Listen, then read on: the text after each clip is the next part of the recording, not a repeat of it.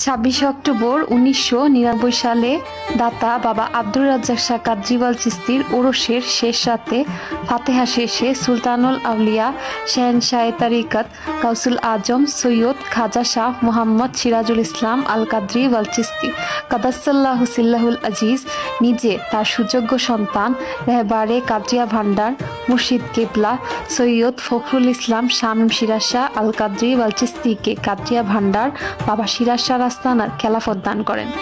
আমার মুর্শিদ দয়াল শামীম সিরাজ শাহ কাদরিয়া ও চিশতিয়া তরিকার মশহুর উলি আল্লাহ। তিনি গাউসুল আজম আব্দুল কাদের জিলানির সিলমারা গোলাম। আমার দয়াল শামীম সিরাজ শাহর দয়া ব্যতীত কেউ গাউসুল আজম বাবা সিরাজ শাহর দিদার পাবে না। আসসালাতু আসসালামু আলাইকা ইয়া শাহেনশাহে কাদরিয়া ভান্ডার গাউসুল আজম বাবা শামীম সিরাজ শাহ আল কাদরি ওয়াল চিশতি মাদাজ্জিল্লাহুল আলী।